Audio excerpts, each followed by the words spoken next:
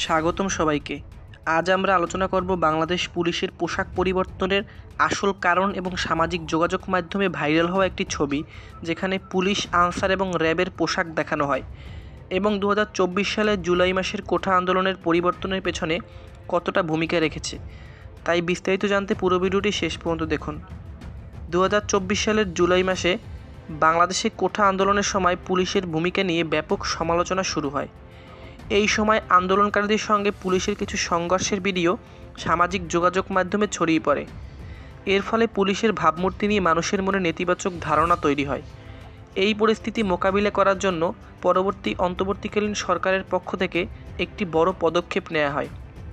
এর মধ্যে অন্যতম ছিল পুলিশের পোশাক পরিবর্তন। নতুন পোশাক প্রবর্তনের মাধ্যমে আধুনিক, পেশাদার এবং জনবান্ধব ভাবমূর্তি তুলে ধরার চেষ্টা করা হয়। এটি শুধু বাহিনীর চেহারায় পরিবর্তন আনেনি, বরং একটি বার্তা দিয়েছে, আমরা জনগণের পাশে আছি, যার দরুন পুলিশের পোশাক পরিবর্তন করা হয়।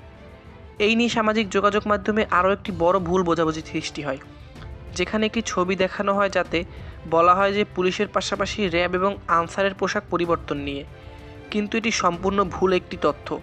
এখানে মূলত কোনো আনসার এবং র্যাবের পোশাক ছিল না, 3টি পোশাকই পুলিশের। এখানে 3টি পোশাক পরানোর কারণ একাধিক পোশাক থেকে একটি পোশাক বাছাই করার জন্য। যেখানে মেয়েটির শরীরের পোশাকটি চূড়ান্ত করা হয়, তাহলে তো বুঝতেই পারছেন এখানে আনসার এবং র্যাবের কোনো পোশাক ছিল না। পুলিশের পোশাক পরিবর্তন নিয়ে আপনার মতামত কী? কমেন্ট করে আমাদের জানাতে ভুলবেন না। ভিডিও ভালো লেগে থাকলে লাইক দিন, শেয়ার করুন এবং আমাদের চ্যানেলটি সাবস্ক্রাইব করুন। ধন্যবাদ, দেখা হবে পরের ভিডিওতে।